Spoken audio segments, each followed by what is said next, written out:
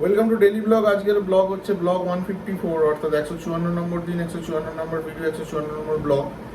আজকের তারিখ হচ্ছে 30 এপ্রিল 2025, আর আজকের দিন হচ্ছে বুধবার।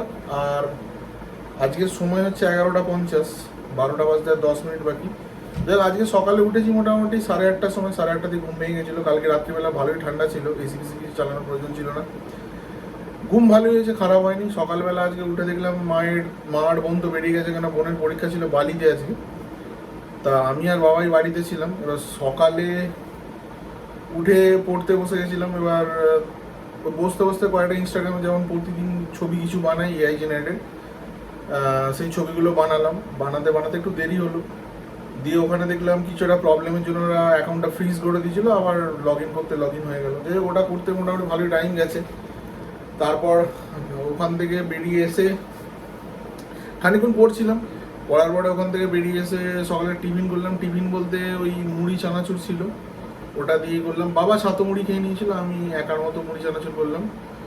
পড়ার পরে একটু কথাবার্তা হচ্ছিলো, তারপর একটু বেরোলাম বলতে আমার গাড়িতে একদম তেল ছিল না, ফুয়েলিং করতে হলো, ফুয়েলিং করতে বেরোলাম।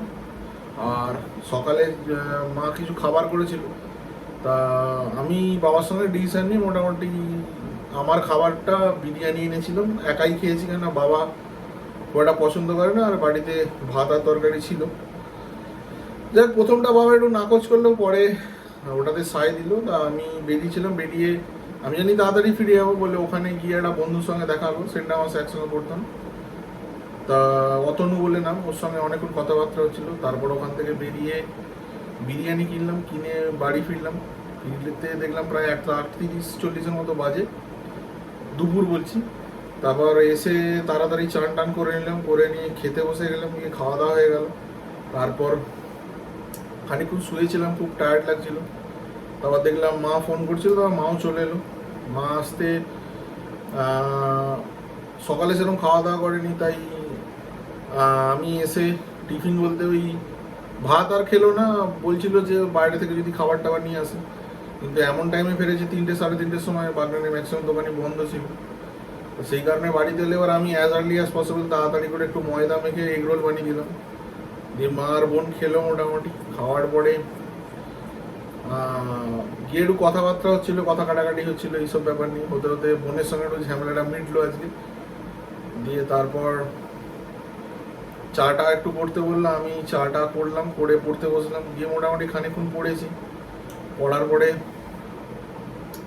সন্ধ্যাবেলা ভাবছিলাম বেরোবো না, তারপর অ্যাট লাস্ট বেরোলাম ওই 8টা নাগাদ। পড়তে পড়তে একটু দেরি হচ্ছিলো, সময় লাগছিলো।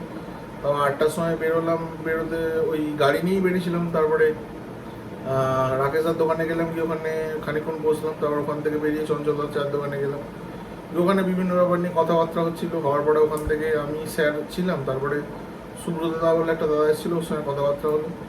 ওই বাড়ি এসেছি মোটামুটি 10টা 15-20 হবে। এসে খাওয়া দাওয়া করে নিয়েছি। রাত্রে খাওয়া দাওয়া একটু লাইটই হয়েছে, ডাল আলু ভাতে ডিম ভাজাটা আমি করলাম। একটা মা এসে একটু রেস্টলেস হয়ে গেছিলো, একটু টায়ার্ড হয়ে গেছিলো। এবার বাবা দেখলাম ডালটা করেছে, তা আমি আর মোটামুটি করা ছিল বলে আর কিছু করতে হয়নি, ওই ডিম ভাজাটা করলাম, করে সবাই মিলে খেয়ে নিয়েছি। নিয়ে শুতে চলে যাবো। যদি আজকে একটু রাত্রে অব্দি জাগি তাহলে ইচ্ছা আছে ম্যাথটা করে মোটামুটি শুয়ে পড়বো। কালকে সকালবেলা ওঠার ইচ্ছা আছে। পড়াটা হয়েছে আজকে একটু, তবে আরও বাড়াতে হবে। যাই হোক, আজকের মতো ভিডিওটা এখানেই শেষ করে দিলাম। সমস্ত কিছু আজকে গোটা দিনে বলে দিয়েছি, আর বলার মতো সেরকম কিছু নেই। ভিডিওটা এখানেই শেষ করে দেবো। দেখা হচ্ছে কালকে নতুন ভিডিওতে। শুভরাত্রি, ধন্যবাদ।